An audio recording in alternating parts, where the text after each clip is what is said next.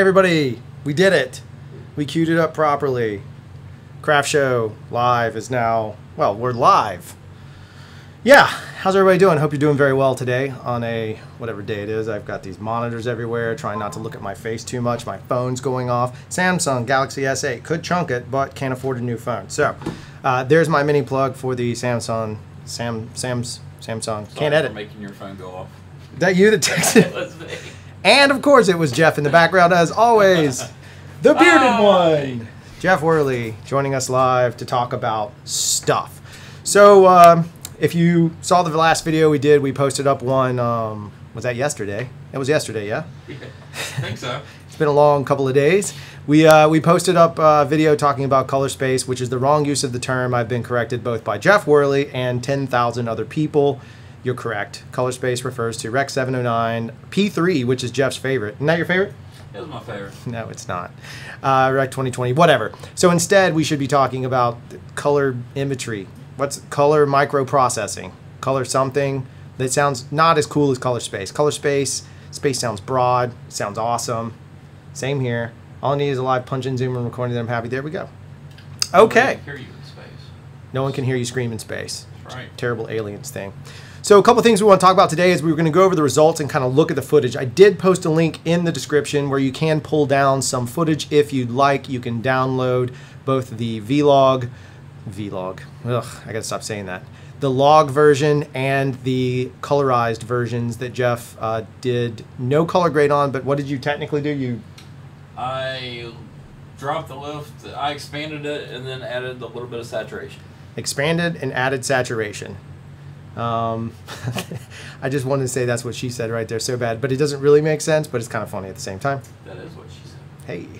So anyway, so we're going to look at some of those clips. We're also going to do a quick preview discussing some location scouting we're doing, just a tease for Thursday's episode where we kind of do another behind the scenes gag. We recently took the GH5 and that version, the one with the anamorphic. Oh wait, it's reversed. No, it's right. We took the anamorphic and everything up into the mountains. We climbed through a cave, which, by the way, I'm going to preface this and say I don't do well with small spaces, so getting to this one spot did require me to do a harrowing stunt of danger and terror because there were spiders. Why is there always got to be spiders? So we're going to talk about that, talk about location scouting. That'll be on Thursday's episode, but we got a cool preview for it for today. So there's the kind of setup. That's what we're going to talk about. We'll kind of jump in as we go. Jeff's going to come over here and we're going to talk about color. We're going to show you the footage. Again, if you have a chance, feel free to download them. Wanted to talk about a couple other little things along the way. Wanted to talk about ShareGrid. If you guys don't know what that is, it's for lens nerds like myself and Jeff. But if you have a chance, ShareGrid is like the trap of all traps, and they're coming out with a new anamorphic one. We're kind of on an anamorphic kick right now to a project that we can't talk about yet beyond just talking little bits. We can talk around it, but not about it. And then just as always, we like to hear from the community, see what's going on, see what you are happy with. We fixed our stream issues. It should be going a little bit better today. I took the Shogun out of the equation, got the GH5. We are broadcasting live on the GH5. I was able to get that to config the way we needed it to. There's that. So I'm going to pop over to comments for a minute, give Jeff a second to gather his thoughts before we totally intimidate him on the camera. Gather. Space. That's the comment I got. I got space. How's everybody doing? How's everybody doing out there? Like, what's going on in life? How's your shoots going? How's your non-professional shoots? How's your professional? How's your... I don't designate between them because at some point the difference between being a professional and anything else is the day you get $1, maybe even a penny, arguably, but the day you get paid just one time, even if it's in barter. We could be in a barter world, you know. I mean, bartering wouldn't be that terrible, but as soon as you start making money from your craft or your hobby or anything else, you've technically become a professional. So how's everybody doing in the world? What's going on in your life? Talk to us about it. Give us a heads up. Laundry day. Ooh. That's me tonight. Yeah. Yeah, laundry doesn't go well. I have a pro tip on laundry. My wife... A pro tip. My wife elected to do laundry. Now, I'm a pretty awesome, decent human being of a male. I cook, I clean, I watch the kids, I do everything I'm supposed to do in the cooperation that is my marriage. However, laundry has been removed from my list. And here's the pro tip. All I did was take one simple blouse or shirt, something that they can't be too attached to it. I threw it in with the rest of my gym clothes, made sure there was 3 crayons inside one of the pockets, washed it, boom, ruined my clothes too, right? But guess what? Guess who doesn't have to do laundry until she watches this live stream. She might be watching now. I don't think my wife watches the live stream, but I'm not kidding you. I just got a text. Jeff's wife does watch the live stream, so hi, Jeff's wife. I am not teaching your husband bad things. Not down here in Alabama. I just already know the bad things. Yeah. All right, let's see what we got going on. Got my GH5 last week, so I'm doing good. Tyler, welcome to the family. You were already part of it, but now you're kind of like married in. Welcome to what I believe is one of the coolest subculture, awesome group of people on the planet, subculture of filmmakers or whatever. It seems like our community are people who really don't care about anything more than telling good stories, a little bit about technology, but more importantly, supporting each other and telling good stories with positivity. We can get negative every once in a while if we have to. We got to, you can't grow without critique, but at the same time, you can always do it positively. How's everything sound? Everything working okay, audio-wise? I'm just curious to see. All groovy over here. Finally have a day off so I can watch. It's our good friend Geoff. Hello, Geoff. I know you hate that Jeff. There's just so many Jeffs. Is that Waters? No, it's not. It's not Waters. See, we have a Jeff Waters. There's a lot of Jeffs. Lots of Geoff. Working and watching. Live flight. Does that mean you fly a helicopter? Are you flying a helicopter while watching this? Yeah, do not do that. Or, if you do, pretty awesome of you. Hey, Drew, nice to see you live. Good to see you live. I'm going to say it's Rohan, which, again, you have a totally, pardon the language, badass name. I really need a name like that. There it is, my boy. You're finally here. Huh? We're not in New Zealand. That was a joke. That was a joke. I wish we were there. I totally wish we were in New Zealand. If I say it wrong, punch me later. Yeah, I wish we were in New Zealand. We're actually in, that was part of the location scout. If you want to see what he's talking about, we've got our Instagram going. You can follow us at CRFTSHO, at CRFTSHO. You can follow me on Twitter. I don't really use Twitter. You'll see. I'm terrible at tweeting. Unlike our president, whatever he does all day in an office. Not making a comment, just saying, I don't have time to Twitter. Twitter tweet? Whatever. I just probably swallowed something I shouldn't have swallowed. That's what she said. Here we go. And you can follow Jeff on Instagram at The Bearded Color. Is that right? The Beard Color. At The Beard Color, not The Bearded Color. At The Beard... I'm going to send people to some weird random person. At The Beard Color, and you can follow me personally at Nameless Ben. You'll probably see pictures of my kids, food, and beer, much like Jeff's. That's what we take pictures of. I'm still laughing about that. Sounds good. Looking little glitchy. Well, that's no good. Maybe shutter is off? I don't know. No, shutter's at $1.80. I think it's because I think it's uploading in 30 frames a second. Wirecast doesn't have the best thing. Last time I did 720p, I wanted to see if we could boost the signal a little bit. Little Firefly brown coat moment. But try and boost the signal a little bit and see if it'd do any better. All right, so we'll go ahead and start talking about it. So Jeff's going to come on over. Actually, you know what? I'll give Jeff a second. Give me just 1 second. Jeff asked for 1 second. So what we're going to do is we're going to look at this location scout footage. There is audio with it as well, so I'll shut up when we're talking on it. One of the things we did recently is we took 2 GH5. So we had our behind-the-scenes GH5, and then we had that one. We went up to northern Alabama for a project. There's a location scout up there. You're going to see a couple of different locations. We're working on this big anamorphic piece, and so we wanted to tell this really cool, dynamic sci-fi story. I can't wait for you guys to see it. It's a really fun little narrative that we got together. And I've already said probably too much, but that's all I can say. So yeah, we've got some anamorphic stuff we've been doing tests on. Anyway, what we want to do is show you some of that behind-the-scenes stuff. I'll cue it up. There we go. So this is a really cool, undisclosed location. It's beautiful, super industrial, absolutely crazy. That's in the same spot. Completely wild stuff. Here's us talking out of shot. Start running down this way and then head back towards the tunnel entrance down that side. But I will set the camera down maybe on that side of it. Just set it on the ground. We can let it be slide. Or you can shoot it. It's rolling. We were not breaking in, by the way. So we have to go this way, he says. This skinny guy, as the fat guy fits through. All right, now we did it. Yeah.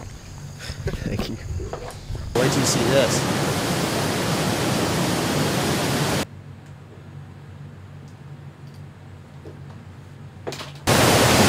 You can probably barely hear me. Today at Inside Craft Show, location scouting. You find places like this. TAS, check them out. True Adventure Sports brought us here. Look at that. Well, I'm something shorter than I you. don't like confined spaces, but for this film, what choice do we have? Holy cow, the view is ridiculous. Now you gotta turn around and go right behind you. Oh, no, it did do it. Oh, man, where's that one go? Oh yeah. Where's it go? You'll see. There's You got it. It's for the film. no light though. Oh yeah, you got it. Oh, I can't do that. That is truly, there's seriously no light. At least I knew where I was going. I can hand you a cell phone and you can have a light. Does it go anywhere? Oh, it's somewhere. I got light in my backpack. That's where the treasure chest always is. Are you kidding me? Nope. It is pitch black. That's me sticking my head in that hole. Holy smokes. Yeah, I couldn't. That's about my panic at this moment. Up to a 10. Like working my way through that. Oh, I see the ground though. Now the eyes are adjusting. Nope, the movie Descent just popped into my head again. That movie scared me for life. Ain't doing it. This already is freaking me out that I just did that. Yeah. Inside Craft Show. Awkwardly close. I'm making it for you people. GH5 Crazy Adventure. Awkwardly close. There we go. Don't forget you're going to have to look up here. Yeah, that's good. Is that going to mess you up? No, I see it. There's just this one light somewhere that's in the shot. This is like What's that one? funky little worms moving about. Look at that. Yeah, Bear Grylls, you got nothing on. Just kidding.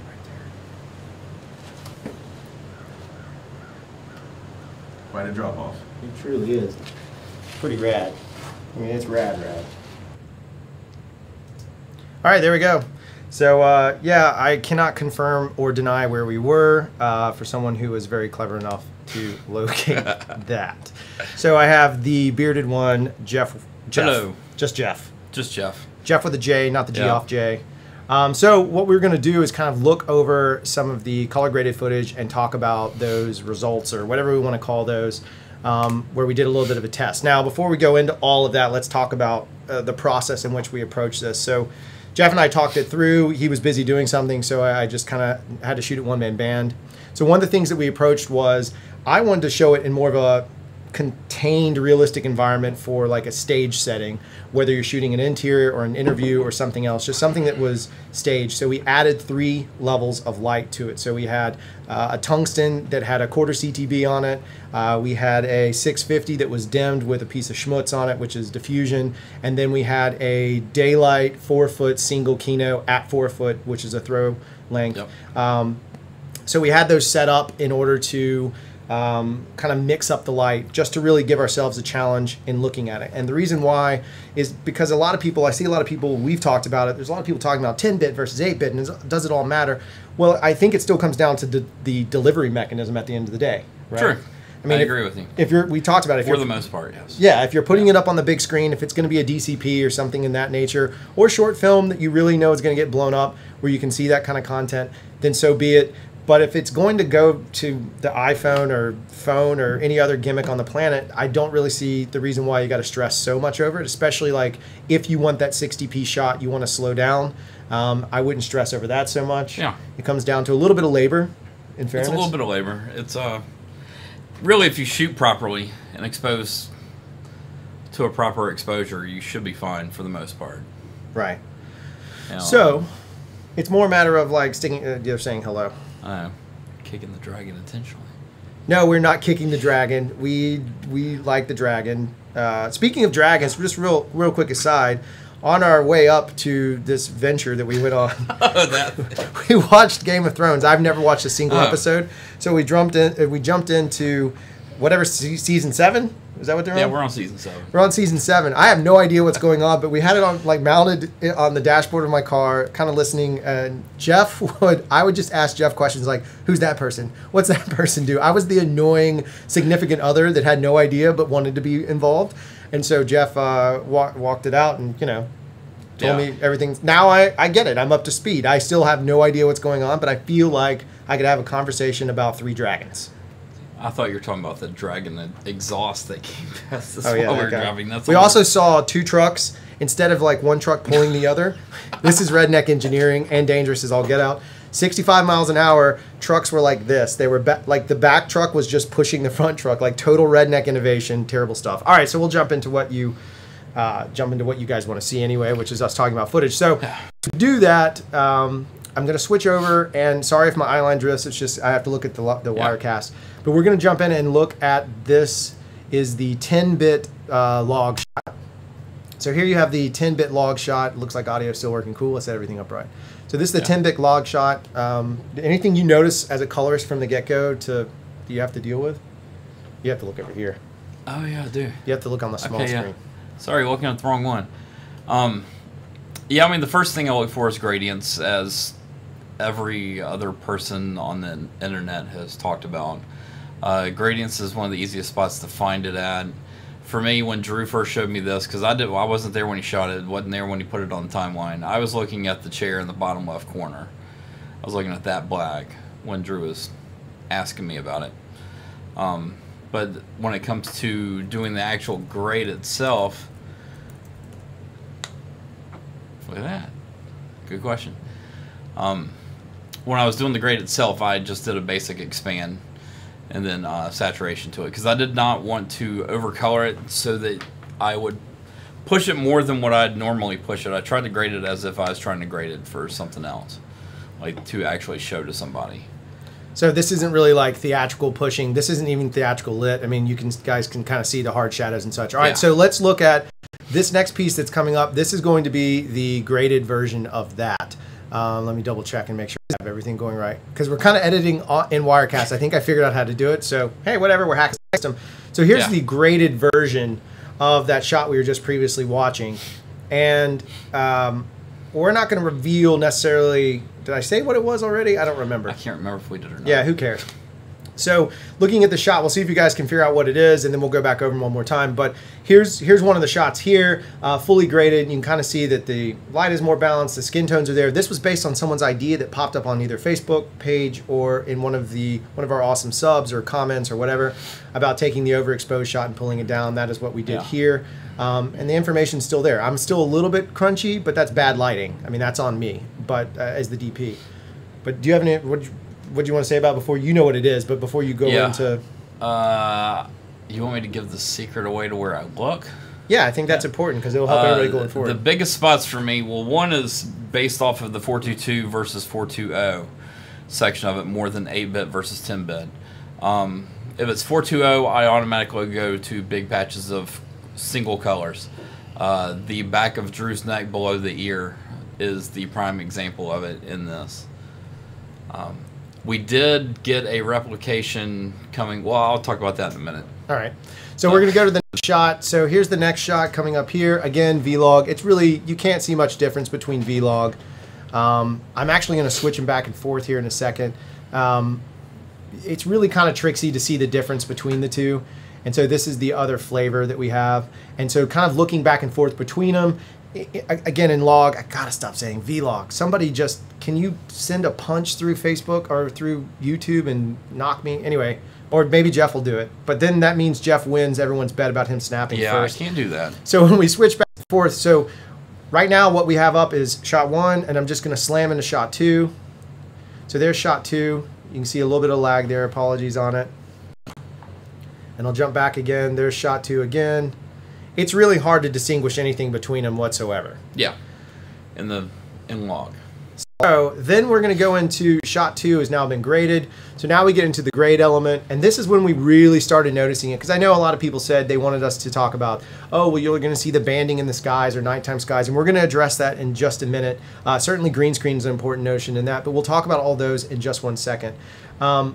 It's just kind of an interesting scenario where we started noticing differences in these two. You know, it is what it is. You have anything you want to add to? Yeah, no, and this one is what it is until we release, until you say which one's which. Yeah, until we jump into it. So last little bit we'll go over, these are a little bit more dim versions, or the slightly underexposed. Again, in log, it's hard to tell that.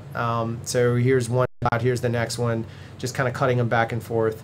So you can kind of see where it is. Again, in gradations when you're outside, obviously that's the case, but you know, a lot of times I understand that's where it's most noticeable, but we want to also make sure it's not noticeable or have the conversation about why and when it is noticeable in certain things. And there is a gradation in this that I was surprised other people didn't pick up on, or some of you already have and are way smarter than me, which is 99.9% the truth. So here are those graded down. I had to mix these up a little bit here. I think you might have, actually. I think I did, didn't I? Anyway, it doesn't really matter. So we'll just go mixed up a couple of takes. So we'll just jump into make sure I have the right ones up here. 96 and 96. So these two match. So here's the other color graded version, and you can see there's more detail. There's other color to it.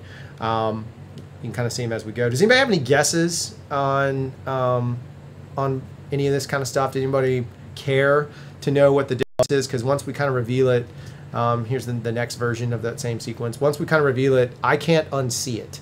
And it's probably a little bit compressed and destroyed. That's why we put up the original files for you guys to view. If you're really curious about it, we did pop them up. Chairborne Rangers, hey, did you see that autofocus update video linked? I saw that. It was pretty awesome. That's pretty cool. I know a lot of people are very curious about that update. Or yeah, the autofocus issues and so forth. All right, so let's pop through and reveal them. So going over it, here is the 10-bit. Here we go with 10-bit. This is the 10-bit file here. We are now active. That is 10-bit. That is the 10-bit piece, which you're not going to be able to tell much difference until we talk about it. And then here is the exact same shot, now 8-bit. I'm double checking that. No, that's 8-bit. Yeah, that's definitely. Jeff saw it too. I just want to make sure. It's kind of hard to see on Wirecast because the screen's not world's best. We got to figure out a better method for that. All right, so let's talk about the 10-bit versus 8-bit. I'm just going to let them loop and let you talk what you noticed, and I'll just switch back and forth. Yeah. The 10-bit, the best spot to see the 8-bit actually between the two pieces is that skin tone behind Drew's ear. Like somebody just mentioned, is probably is banding pretty good on this cast. But if you looked at the original footage, it doesn't really band. None of them actually banded, and I actually expanded and took the color pretty far, actually close to 150% saturation to what it actually was, and nothing band. What happens is that you get a crushing in the pixels from the 420, and you get splotchy. That's not quite the banding. Banding and splotching are two different things. And then you get a ton of noise up and behind Drew's ear. Yeah, so if you guys look behind my ear, here's the 8-bit shot he's referring to. I'm going to let it loop. So here's the 8-bit. The other thing that I noticed is check out the gray on my shirt. If you look, if you follow my finger back all the way up to my shoulder area, you can kind of start seeing, if you remember, there's a gentleman that posted like the shooting in vlog turned out these weird kind of, I call them Christmas colors, sort of effect that happened. It's somewhat noticeable in this gray and does require secondary grading in order to 86 it, right? You'd have to secondary it and then pull down saturation and then mix them back together. But it makes it harder. It does, but we're also like hyper critically looking at this. So here is the 10-bit, and if you notice, that same coloration is not there. If it is, it's very minimal. Again, I can't really see it as much on this, but this is the 10-bit playing now, and you can barely see what we're referring to. Again, Jeff's talking about the neck, so you can see the sort of noise. What do you call it? Splotchiness? Yeah. The splotchiness, and then in the gray shirt, you can kind of see, which works as a grad. That's kind of the point. It does work as a grad. That is technically going to work as a grad because it's gradiated light down, but you're not seeing a tremendous amount of banding in the raw footage if you guys have a chance to look at those. They are MOV files, so I apologize. I don't have another way, or I do, but I'm not going to do Avid DNX HD, and I like MOV better. So here's the 8-bit one more time. You can kind of see it again in my shoulder. Look at the seam of my shirt. You can really see it in the seam, the shoulder seam of my shirt. And Travel Fields, yeah, that's who it is. Travel Fields complained about it. Yeah. But he complained about it in like a super negative way that was not helpful whatsoever. It's green on the seam. There part of that is also not just the 10-bit versus 8-bit. You're going back to 422 10-bit versus 420 8-bit, which the 420 and the 422 take up a very large part of this discussion, in all honesty. Yeah, so I'm going to switch back to me and Jeff. Is there anything else you guys wanted to see? Did you want to see any more loops of this stuff? It's probably pretty boring, so we'll go back to me and Jeff, who are probably pretty boring. But we're here. So, yeah, that's one of the things we were also talking about. You know, a lot of people back in the day, like 10-bit 420 was a real thing. Yeah. In a lot of cases, and it's a Yep. valid way. It so is. 420 10-bit, Still around somewhere. Yeah. In some places. in some places, it's still going to look good, right? Yeah. I actually think Blackmagic Pocket Camera does a 420 10-bit, if I'm not mistaken. Yeah, so there we go. I think that's right. Yeah. Pretty sure Canon does. Yeah. So now you're looking at a 10-bit 420, which can give you that same sort of color back and Yeah. give you a little more retention. It does give you a way to get the cleanest possible, Trevor. Yeah, totally with you. If you can make it better, make it better. The catch is there's certain limitations right now that a lot of cameras have, GH5 being one of them. For example, this camera 4K 60 is going to be 420, if I'm not mistaken. There's not a 10-bit option, is there? Correct me, guys. I'm not an expert on it, but I don't think there's a 10-bit No. option. Why is it so bright in there? Because we're at a doctor's office, Chairboard. You're the one that came up with that idea, so we're just That's right. playing off of your bits, pal. Do you want me to change back the... Oh, you want it back? All right, stand by. Hold on. Look at my armpits. There's the... Wait. I'm doing it backwards. There's that one. There's that one. Here we go. Chairborne has requested 70s living room. So, there it is. Is that better? Back to the old There you go. 70s living room? You like the warmth? That's our favorite shooting temp, or my favorite. That's 4500, if anyone's curious. We shoot a lot at 4500. There is an Atmos Inferno 10-bit. Yeah, Yes. we have it. It's not in this room. We used to run it through. Ours is the Flame. Sorry, we use the Flame. The Inferno does it too, but the Flame does it as well. Yes. Flame did it first. Okay, so there's kind of the color thing that we're talking about. So let's talk about deliverables, because here's a little bit of pedigree for Jeff and what he's done. This isn't a shameless plug on any of his work, though it is. It's going to Jeff, sound like it. yeah. Jeff, how many features have you actually delivered? Finished deliveries myself, 7. So you finished delivering 7 features Yes. for screen. Yes. Not for theater- straight to video, for theatrical theatrical releasing, which means DCP, which means the utmost highest Yes. color. P3 DCPs, 2K, 4K. Rec 2020 wasn't out back in that. It was around, but it wasn't out. The very last one, yes. It was 2020. Yeah. DCI 2020. So yes, that we want to talk about that because Jeff understands that bit. So let's kind of go into talking about. I don't even know how many commercials we've delivered. It doesn't really matter. Let's go into talking about where the color space is kind of interesting. The argument that I think gets lost a little bit. We both still feel like it comes down to the same thing. It's going to come down to exposure. Are you shooting your shots correctly? Are you using a grad filter? Are you shooting a nighttime shot and trying to light the nighttime sky, which I've never really understood, unless you have a ton of money, which, by the way, nighttime scenes are the most expensive scenes to shoot, not just because you need a lot of gear to shoot a nighttime scene. You also need people to manage that gear, which means your crew base goes up higher. So nighttime is, in the film world, having Very done lots of budgets, it's very expensive. It's also expensive in the post world because it's normally where you have to spend the most time in order to balance those shots out. Is that fair to say? Yeah. Okay, Definitely. fair to say. So one of the things is everyone likes to throw up the sky issue. Now during the day I understand it, but again, if you expose properly and you're flying a grad filter, it does help knock some of that down. Yes. There we go. Completely. So one of the ways is kind of approach the shots knowing that, okay, I do have a 4K 60 shot. Think about the lighting that you're going to need in order to do that. If you're looking for that truly cinematic piece, if you're not looking for ultra cinematic, then don't worry about it. Like if you're just delivering, my phone's going off like crazy again. My wife is watching the live stream. Yep, there she goes. Let me shut it off. Sorry, guys. If that is an issue, then make sure that you are considering that when you do your shots. A nighttime trick is like the buildings around it. If you watch a movie, lots of movies have nighttime scenes. Yeah. Watch what they're lighting for the most part. They're going to end up, most of them, especially indies, the DP and the director will get clever and they'll light the area around the night because we know that nighttime is dark sky. So they light the area around it, thus allowing it to feel like nighttime without worrying about a bunch of banding in the sky. And even then, the colorist may go back, qualifying color down. Yes. My big thing,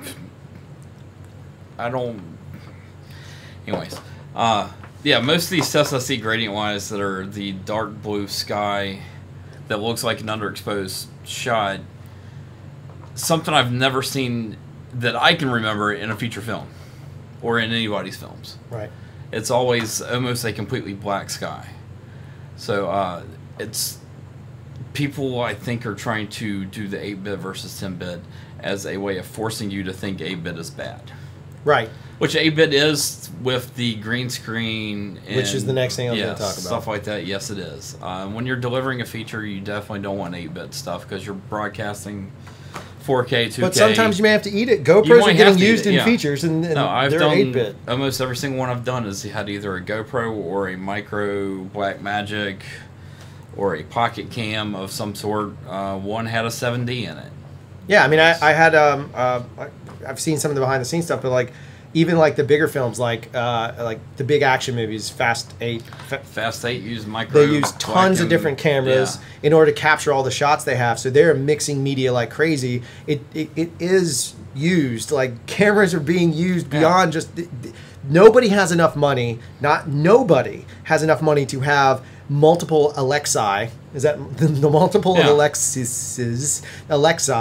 to put all over the place? Even with the Mini, it still doesn't matter. People will use that for the next biggest shot, but they're gonna end up using 5D Mark IIs. We've seen that GoPros are used, all of that Pocket stuff, and a lot of those are 420. used. Pocket cameras are used. A lot of those are 420, so it is able to be mixed in. The argument is null and void of anyone who doesn't understand that because they haven't been around the business. And I'm not condemning anyone. I'm just saying don't let any piece of technology be the limitation on storytelling and good exposure. It's all about the craft of shooting. It's setting up lights. It's knowing how to do it.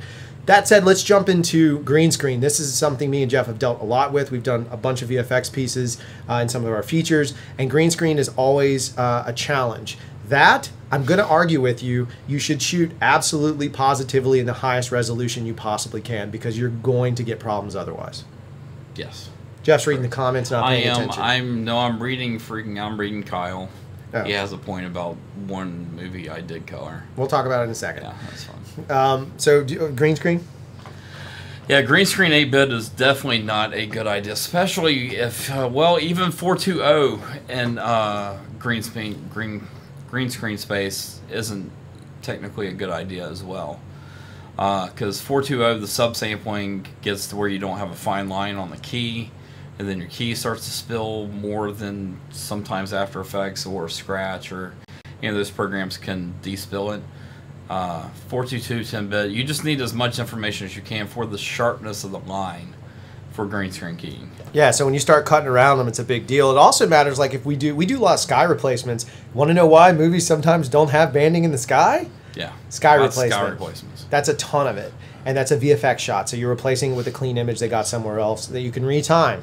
I mean, if it's a 4K, I mean, seriously, there's so much trickery that goes into it because all of these tools are production tools to tell the story, and they're focused on the shot, not on the technology, unless they're James Cameron, in which point he's totally focused on the technology because Avatar, that's not Gone with the Wind. What's the movie about? Dances with Wolves. I was about to ride a horse. Make a meme. Make a meme. Make a meme. That's terrible. I can't believe I just did that to myself. Well, you know, technology-wise, because when has Avatar 2's been, 5 years now? Yeah, it's 5 years. 6 years, something like that. So. Anyway, all right, so nighttime was the other side of it. So my encouragement would be to don't be lazy. Seriously, don't be lazy. I'm going to hit up all these comments here very quickly, guys. But don't be lazy. Approach every shot. Everything you do, try and think of it as how am I going to tell the best story I possibly can without limitation, not worrying about the tech. I personally find that if I could shoot everything I had on a Red, that'd be great, because I love Red. I'm a fan of it. Or an Alexa Mini, because they're both small, they're compact, I can do a lot of stuff with them I can. However, that's not always the case. So what I love about the GH5 for us in our workflow is, as we've all seen on this channel, because we're whores for it, we have mixed in Red and GH5 footage and have had great results. We've had some that were a little more challenging. We just went through one that was pretty brutal. Yeah. And it was a challenge. The Red looked better than GH5, and it was in a weird lighting scenario, and it was kind of verite style, so doc style. It was tough to do. But the GH5 overall has been a workhorse for us and has provided us with great shots when we needed them. It's also allowed us to go guerrilla. We were talking about it earlier. I forget who it was. Was Avatar 10-bit. I love this community so much. You guys are so snarky in the right way. So we were able to kind of work through it, and this camera's given us the ability to shoot like steal shots when we need to steal shots. Sometimes you got to steal shots, as long as it's safely legal, not defaming anyone. Whatever it is, what it is. I'm not telling you to do anything illegal. That's my condolences. Wrong word. That's my disclaimer. Yeah. He is trying to tell you to do it. Yeah, that's it. So have you guys seen Lens Grid, or have you seen the Share Grid? Share Grid. We both have nerded out on Share Grid. I was talking about it earlier. Share Grid is like this website where or it's a YouTube channel rather, where you can go and you can actually watch lens tests. And why it's super awesome is It really will teach you the idea of what each lens, the characteristics of a lens, because they all have different flavors. I know most of you know this, and most of these are going to be cinema lenses, but it's a great way to kind of give yourself a primer. Maybe start making associations in your head that you know that this lens is going to give you this specific look, and this lens will give this look. So even when you're talking to your client and you're setting expectations, or you're talking to a director or a producer or whoever, and you're setting expectations, you can kind of describe what the lens will be. So for us, we talked about, there's a video in the past where we talked about master primes, and we were losing our mind over getting to shoot with master primes. That's because I've been waiting to separate my subjects from the background with that master prime look for a very long time, and we finally achieved it. Yeah. We also used it. Summicron C's. Summicron C's are like, if you're doing lifestyle work, absolutely amazing. But how we learned to know the difference between those was not just ShareGrid, was some of it working with them, but now ShareGrid certainly helped in that. And they have a new one coming out that's on anamorphics, which is complete and total lens porn. That is all it is. It's just gorgeous, gorgeous lens porn. You can see how the flares react differently. Everything flows differently. Each lens has its characteristic. Totally amazing way to do it. And if you guys haven't seen the other trick about getting your client to pay for lenses, make sure you get your client to pay for lenses. If you guys want to rent up, even if it's just glass, something you want to test, like we were talking the Vedra primes. Yeah. Right? Get those. Get a client to pay for them. Yeah, we're going to get a client to pay for them. We're not going to buy them. I'm not going to come out of pocket unless you guys really demand it. That's what we're going to do, is we're going to try and get the client to pay for them. But then we'll still rent it. We're still going to rent them, but we're going to get them to pay for the rental, basically, in the quote. And you don't mark it up crazy. You've heard all this, but if you haven't, that's what we do. Yep. Let's go back and talk comments, questions. Let's see what we have going. Back in time. Sorry, folks. Hey, what did you think of that autofocus? Yep, we talked about that. Huawei, I can see it. Green on the seam. You saw it. That's great. We're going back in time. We changed the look for Chairborne.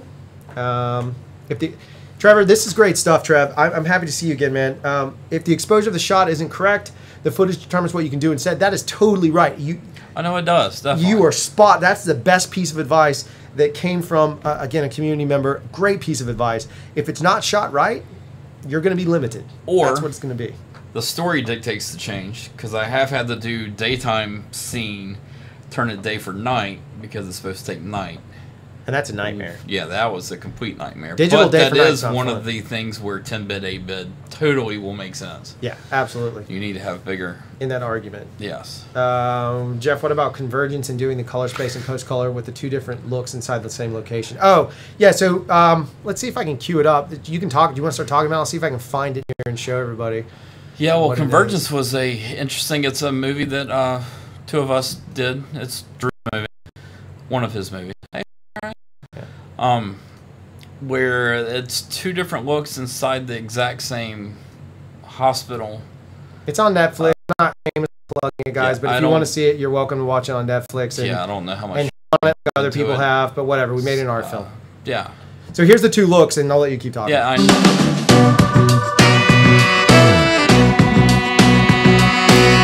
Ain't nobody but you, man.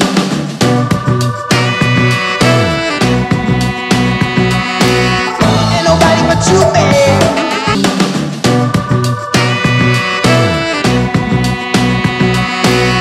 Ain't nobody but you, man.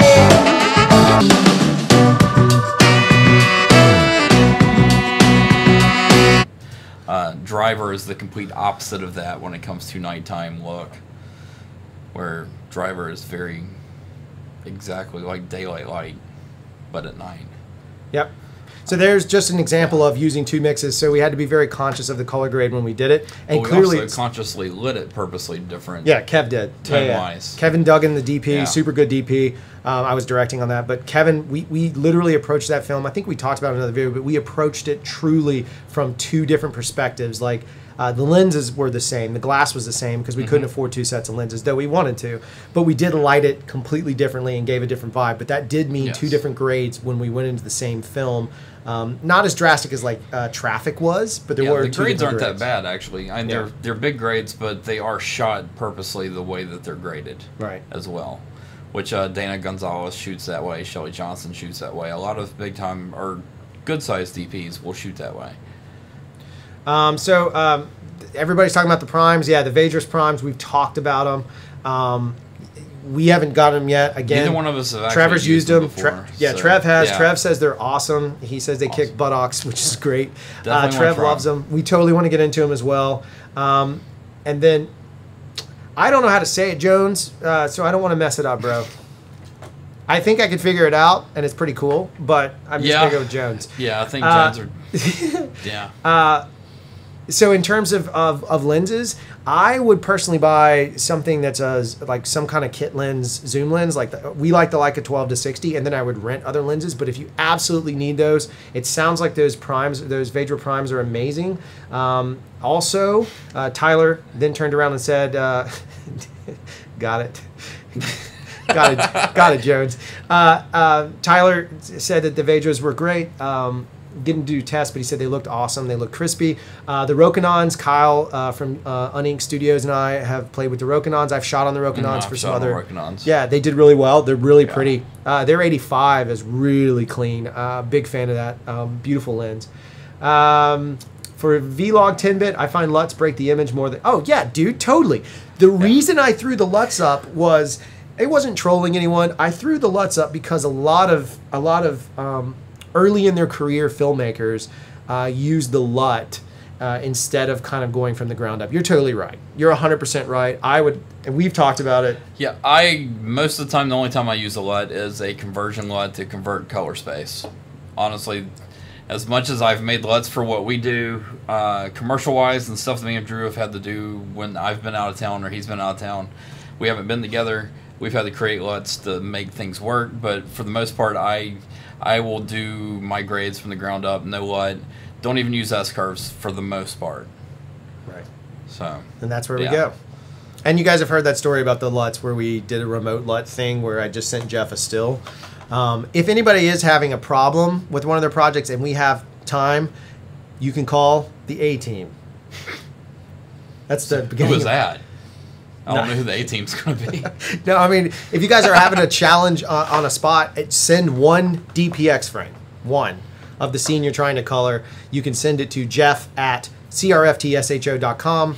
You can also CC me since I manage Jeff's time sometimes because he's a busy, busy boy. But Drew at CRAFTSHOW.com. If you want to send us one DPX image, if you're having a tough time, DPX needs to be full range. If you don't know how to export it, send an email first asking how, and we'll work you through it. Maybe we'll talk about it one day in another bit. But if you are having a tough time, send one DPX frame, and we can see what we can do to help you out. If it's something that's stumping you, so forth and so on. Who is BA? Yeah, I think Jeff's BA. Because he would not go through the cave. He would not go through the scary cave hole like I would. Yeah, it's because, no, I'd go through the scary cave hole. I wouldn't go around the scary ledge part with a camera. Jeff did not shoot the ledge part because he was shooting plates. And the guy that was with us just like swung out Indiana Jones style on this ledge and went right in. It was absolutely... And Trevor's totally correct. As much as I don't use LUTs, just because I like the control of it, you're right. It's a great starting point.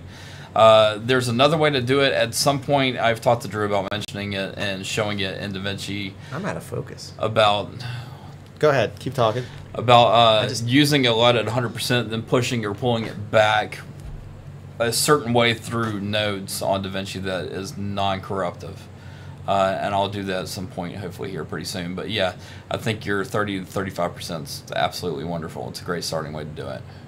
Yep. Let's see. FD lenses are nice. I have the 50, 135, wide open. They kind of suck, but stop down. The look is vintage as hell. Even stills look great. Yeah, it's the same way. Listen, shooting on these SLR Magic anamorphics, we did run into that challenge as well, where if you do them wide open, it turns to garbage real quick. So we actually wanted to shoot at a 4, which is my preferred. I'm a sweet spot guy, so I like the 4 to 5.6 on the lens, and then dressing the light accordingly. Trevor, a lot of people love a lot of bokeh craziness in the background. I like it too from occasion. Certainly with vintage lenses, I really like it because they dress out nicer. But I want that cinematic look. And if you look, a lot of bigger films, I'm trying to chase that. I'm trying to chase Raiders of the Lost Ark. That's what I'm chasing. Like, that's what I want to recreate more. You know, that's my dream. I really want to make the movie Uncharted, but no, they won't give me a chance. I've tried. Trust me. But that sort of look is what we want to go after. Yeah. So, yeah, great note on the lens thing. Boy, our battery's kind of low. I don't know what we're going to do here. Yeah, this is going to be a fun one. We did not plan accordingly. Working on the Nikon lenses. I don't know how you're going to do that. Yeah. Just had reports of being greenish before. Yeah, I don't know. I haven't used that glass. Yeah, certain glass does go certain directions, though. Some will be green bias, some will be red bias. That's probably what's going on there. I've never used that lens before, so I couldn't tell you. Yep. Or seen it So in use. we're going to keep moving on. I wanted to talk about like HDMI cables. We had to buy a bunch of them, and I hope you guys are, I mean, at least so far they've held up well. We bought 5, one of them's hooked up to the camera, HDMI cables, because who knows what's going to go wrong. We bought 5 of these for, I think, 20 bucks or something from Monoprice. If you haven't ever been over there, really cheap site, makes pretty much the same cable. I've never had an issue with their cables. So 5 of them for 20 bucks or whatever it is. So just maybe check them out if you have a chance. It's not a plug for them. We don't get paid by them. There's no endorsement on them. I just wanted to share it. It was a pretty cool deal to get 5 of these in case something goes wrong. Like we had one go out on this very shoot, a location shoot. One of them went out on us, and so we were kind of left. So let's talk about wrapping further in. And we'll answer a few more questions till our camera dies. We're going to go to the camera dies. The feed's just going to suddenly cut off. That's how we're going to roll. And I got your note, Josh, about skin tones. We'll get to that in 2 seconds. Let's talk about the firmware update. What are you guys looking for in that firmware update? Let's talk about what we do know is confirmed, which is that all intra-frame sort of thing at 400 megabits per second or whatever it is. And then a high-resolution anamorphic mode, which sounds awesome to me considering how much we've been toying with it lately. So that's 2 of the pieces. What else are you guys looking for? Cable Mart. Yeah, my Cable Mart's great. Good call, Sean. What else are you guys looking for in terms of that firmware update? What is your dream? What is your wish list in terms of that? I'd also love a waveform monitor, non-histogram. I would too. And what Trevor's saying is the one thing I would absolutely love to have is a freaking SDI connection on one of these cameras. That's the greatest thing. What? Having an SDI connection. Oh yeah, mini SDI. I'd take it all day. Yeah. We talked about trying to figure out how to rig a converter to do that, but it seems like it's going to be too expensive. I am not a fan of HDMI outputs at all. Yeah. Time code, Jones. Yes. You got a touchdown, bro, or bruh, ma'am.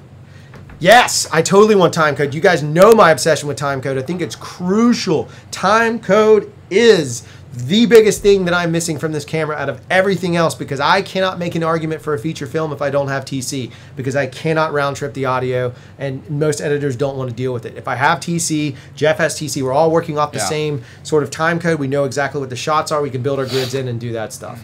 Tyler corrected you, and that's we've used waveform on it before. Oh, I didn't know. I don't monkey with that stuff. Yeah. That's Jeff's problem. We do use it. Well, good for you, Tyler. Thank you very much for correcting me. I'll take it. I just like it when people correct you. Yeah, everyone likes it when I get corrected, because I'm the pompous a-hole. It's just super huge. Oh, well, that blows. I just want a small waveform. Like, I want one I can move around, like on the Shogun. Yeah. That's what I like. That's the one I like to use the most. I think that's actually a little bit more accurate.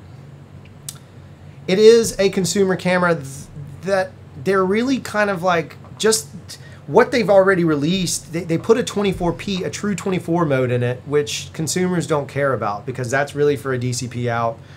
That's for people who are really obsessed, like I am, with perfect frame rate stuff.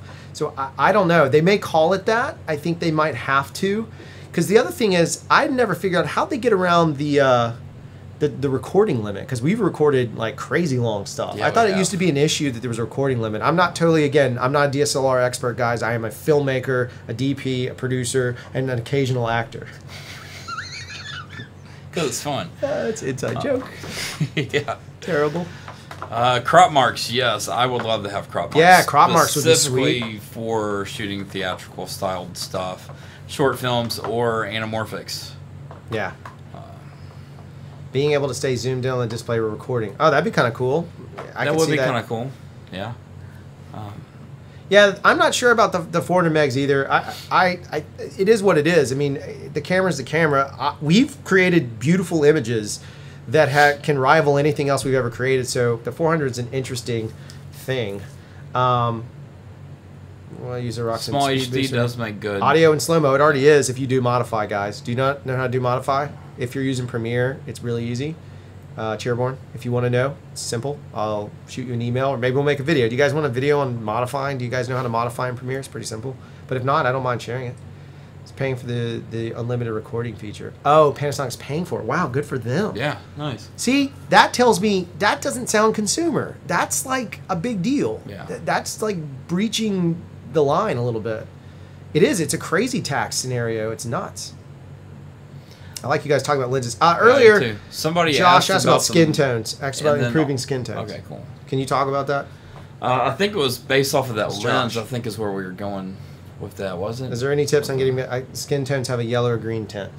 Yeah, I mean the White balance is the step one. easiest is yes. First, your white balance. You probably add a too hot of or a more daylight styled one where it's a little bit yellower. You can also go in to your for a basic grade, go into your midtones and take it more towards the pink purple area. That will get rid of your yellow green. But that'll also get rid of everything else unless I don't know how much you know about color correcting. Can do a secondary mask on top of the skin tones, qualify it out, and then turn it into a pink purple, and that'll help clear up your skin tones. Yeah, I mean that gets all into using DaVinci. It's above Yeah. my pay grade. I let Jeff specialize in that, and then that's all he can do. So I do everything. That's all I can do.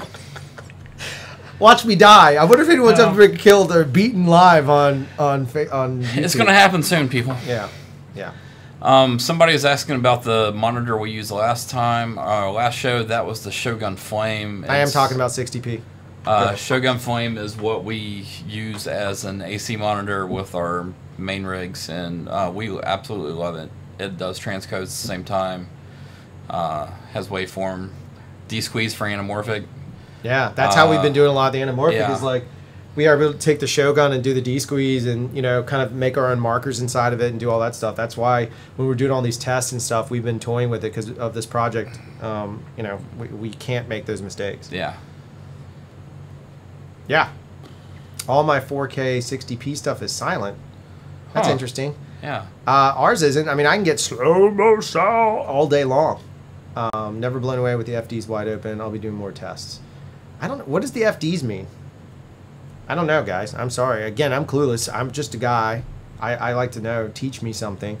That's why I love these live broadcasts, because I learn more when we're done than anything else. It's a lens. I know it's a lens. Knuckle turd. K-turds. So what else do you guys... Chairborne, don't use VFR. Yeah, just use 60 normal, yeah. And that's how you do it. And you got it. Can't... Oh, FD lenses. Thank you. Now I get it. Got it. I'm with you. We have a Canon FD lens then. Before EF. Yeah. I actually have that crazy Minolta somewhere. Where's that somewhere? For me, Jones, I would definitely say primes are better than zooms. Yeah, To but... learn. Well... That's personal choice, but for me, yes, I think so. I don't know. That's kind of an interesting I don't know where it's question. at. I know where I stand on Yeah. that. Oh, for narrative story. Yeah. Yes. Jones. Yeah, totally all day. Primes all day. I'm a big prime guy. Like I firmly believe that primes are the wave of the future from the past. I think if you can learn to shoot primes, then all of a sudden when you get on a real zoom, so just so you guys know, like when you're using DSLR zooms, you don't really get the true focal length. You might get it on the monitor on the inside, but it's not like a real sort of vibe as well as a cine style zoom has. Then all of a sudden you're setting your focal length and it's just an organic process of feeling it and knowing. Plus they don't normally barrel, so you're not getting a zoom extending out or you're not pushing a ring out, so they stay fairly compact. The difference being anamorphics, there's a little shift in those, but typically you get your focal and you can play with it. It's just a smoother process. It's meant to be done that way. So if you can learn on primes, then when you go to a zoom, sometimes some jobs it's faster to shoot it on a zoom because you don't have a ton of time to change lenses. Certainly if you're using bigger lenses, it gets to be a little bit of a pain Or you're in the doing a butt. run and gun. Or you're doing run and gun. Or you're shooting in a spot like we did once where you can only take one lens with you. Yeah, we shot in water up to our knee, above our knees, and so we could only bring one lens. So we didn't bring a still lens. We brought a cine style zoom so that we make sure we got the highest quality image we could. I think glass is a big component that people don't talk about enough. That's why I was talking about the share grid stuff. I think glass is. I'm a glass nerd. Still working on our underground tunnel.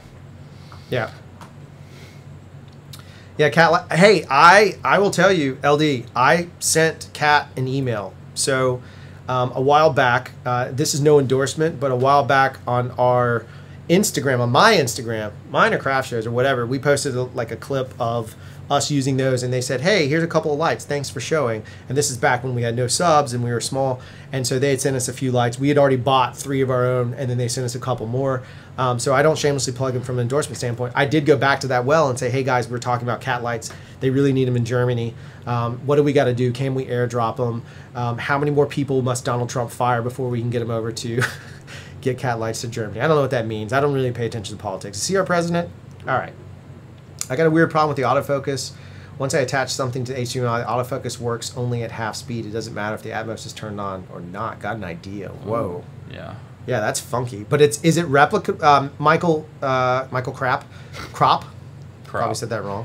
Is it? Crop. Can you replicate it? Can you replicate like every time it works, or is it something? Something in that space. Fujinon Like, did you adjust the speed on the camera after you attached it? There you go. Chairborne's got a good question. Fujinon 18 to 55. Is that like that's an old broadcast lens? Yeah. If it's an old parafocal one, it's probably a really nice lens. Yeah. Yeah, for sure. I mean, we have some still, like. And we have zooms. That's an old. I mean, this is an old vintage zoom that we have. It's Minolta, isn't it? Yeah, it's a Minolta that requires an M mount. An M mount, yeah. So we have like 600 adapters in order to get it there. It's a multi-coded. It takes really crazy sort of vibes. But that's what I was talking about. Like, you don't get this on a Cine Zoom. I don't have this problem. Like, I set the focal length and I shoot. I don't have to do with this shake weights. By the way, we are so lazy. Nope. That's not lazy. That's old. Nope, this way. Tagging. There we go. We like to put what it is from where it was, from still to film, so that when we're dealing with ACs that don't know what they're doing, we have our lens pre-tagged and we already know in our brain how it works. Yes. Huh? I could be an AC. Assistant camera, if you don't know what that means. Most important job on the set next to a PA. I've got a problem with several lenses. Wow, that's interesting. Crafty's the most important spot on the That is true. New Sony mount. Oh, okay. Yeah, I mean, I'm sure it's fine. It's probably a cool lens. I'm not dogging it. I've never shot on it. I want to start out with 2 Vajdras, 125 and 1 wide. A 25 is wide. Is the Vajdra one of those ones where they're not taking into account the micro 4/3 croppy thing that I never really understand, that everyone corrects me on all the time, which I love? I would argue that I would get a 50 because the human eye is a 50 mil. Or 40. Or 40, whatever they have. 50 or 40, and I'd probably go with a 21. So I'd do a 21 and a 50, and you can shoot 99% of all things you need. You're going to go Deacon style, meaning you're going to walk that close up close with that 50. If it's a true 50, is it you know, like if it's a 50 on the GH5 and not a 50 in cinema lenses that becomes a 68 or 72 or whatever it is, some wacky thing when it goes that way. Trevor just... Vajdra 25 is 50. There we go. Okay. So, okay, that makes more sense. So it is a double up. So, yeah, then I do a 50 and then a wide lens. 25 and a wide lens. Yeah, totally right. So probably the 12. Thanks, Trev. You are like super encyclopedia, buddy. I love you. Yes. Yeah, I haven't checked that lens. I couldn't talk about the Fuji lens on that space. I'll never remember that. Ask Jeff about my math skills. We went to high school together until I got kicked out. His math skills are incredibly awesome. Yeah, I am the worst. I have to have almost as good as his writing is. My writing's great. That lens cap's on there for me, better. Not really for the others. It's terrible. I'm awful. Someone asked earlier if we're still getting kicked out. We actually don't know this week. We suspected that what was going to happen when we went out of town is that we would be coming back home, because we went on that scout, would be coming back home into a nightmare of nightmares, and they would have moved our gear out, put it in the street. You know, people would have stolen all of our equipment, or just taken it because they gave it away, but they didn't. Luckily, we were able to do so. 2 + 2 does equal Jello. Thank you, Chairboard. Here's the weird GH5 UM Pro color match before after YouTube. Oh, yeah, I'll keep the video up. Yeah, it stays up. Yeah, man. I mean, there's the only thing that sucks is that the comments. I don't know how to transfer the comments over because there's like really great information. So there is. Sometimes that is why you just want me to come down to New Zealand, bro. I'm all about it. I love New Zealand, man. It's killer. Let's do it. All right, so I guess we're going to wrap it up because at some point me and Jeff have to finish working on this music video. 8-bit, 60p, no problem whatsoever. I can even edit full resolution, no problems. LD Films. Whoa. Yeah, it's 10 bits going nuts. 10 bits going nuts. Is your firmware, I know it's dumb to ask, and I hate to be like the IT crowd, is your firmware up to date? LD? Maybe it's because your camera is revolting against the cat lights. Oh, I don't want to capture my screen. I don't even know how to do that. We barely get this channel running half the time.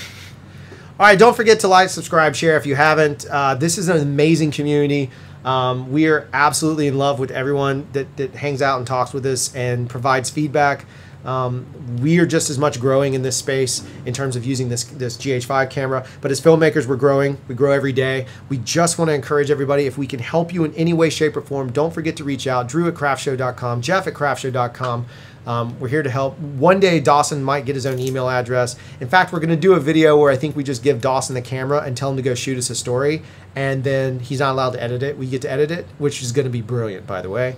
Thank you guys for so much could be the support. weirdest thing. It could be art film all day. Man, we got dudes from the Netherlands. That's awesome. Yeah, no, it's cool, LD. We're going to try and do it every Tuesday. In fact, one of the Tuesdays we know we are shooting, so we're going to actually try to... yes, we'll be here next Tuesday, but Tuesday after that, we're still trying to figure out. Yeah, we're totally going to go for it. So we'll see what happens. It might be from a cell phone. You'll be on set with us, which is a totally different thing. How you plan to shoot? Yes, we've kind of talked about it. And we're working on that right now also. Way more. The location video is part of that. It's too much info to put in one video to be too long. Yeah. We've learned that people get pissy with us if it's more than like 10 minutes. So yeah, we did a kind of a commercial breakdown. We're going to break down location scouting because it's kind of the early process. I don't think you guys really want a screenwriting video. It'll be me talking about how I approach writing scripts. I don't even want that. Yeah, there's not a lot of action in it. I can only talk to you. I broke my pen. I can only talk to you about what I know. Thank you guys so much for everything. Come back next Tuesday. Spread the word. Let's build the community. Let's figure out how we can just... It's not about us. I'm serious. Like we really don't even know what having subs means. What we do know is we have a bunch of people that help us grow. Let's just keep that fluid going. Encourage each other, lift each other's up. We basically say we always got each other 6. So just make sure you got somebody 6, and let's just kick down the doors. Let's just take over the world. That's what I think we do. Let's take over the world as creative geniuses, like Pinky and a bunch of brains. I get to be brains. Jeff's Pinky. Oh. Jeff looks like Pinky. All right, I'm done. We'll do more streams. Right now we have to do it once a week because we can't at the moment. Yeah, I know. We're getting our butts kicked. And Photo Joseph, that's a great idea, Tyler. We will definitely talk about that. I'd like to. I'd like for us to be better. Chairborne Rangers, you are Pinky. All right, well, cool. Thanks, everybody. Yeah. Truly appreciate it. We're out. We'll see you. Hopefully, yeah, we'll have a video up Thursday on locations. Don't forget to check it out. I'm going to switch that locations video. There you go. And then let you guys watch that as we go out of the pic.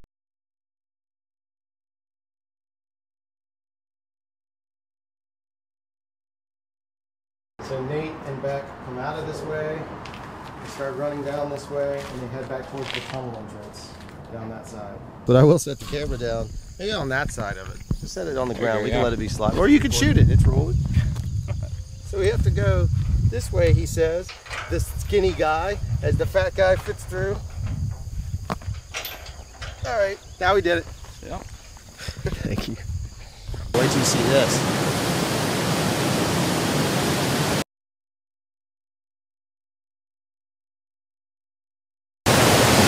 You can probably barely hear me. Today at Inside Craft Show, location scouting. You find places like this. TAS, check them out. True Adventure Sports brought us here. Look at that. I don't like confined spaces, but for this film, what choice do we have? Holy cow, the view is ridiculous. Now you gotta turn around and go right behind you through the other hole. Oh, no way, where's that one go? Oh yeah. Where's it go? You'll see. You You got it. It's for the film. There's no light though. Oh yeah, you got it. Oh, I can't do that. That is truly, there's seriously no light. At least I knew where I was going. I can hand you a cell phone and you can have a light. Does it go anywhere? Oh, it's somewhere. I got a light in my backpack. That's where the treasure chest always is. Are you kidding me? Nope. It is pitch black. Holy smokes. Yeah, I couldn't. That's about my panic at this moment up to a 10. Like working my way through that. Oh, I see the ground though. Now my eyes are adjusting. Nope, the movie Descent just popped into my head again. That movie scared me for life. Ain't doing it. This already is freaking me out that I just did that. Yeah, Inside Craft Show. We're making it for you people. GH5 Crazy Adventure. There we go. Yeah, that's good. The views in here are sick. I mean, this is like funky little worms moving about. Yeah, Bear Grylls, you got nothing on. I'm just kidding.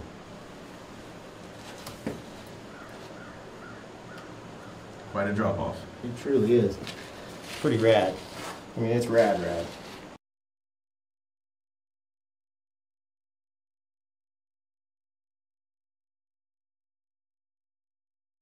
So Nate and Beck come out of this way, they start running down this way, and they head back towards the tunnel entrance down that side. But I will set the camera.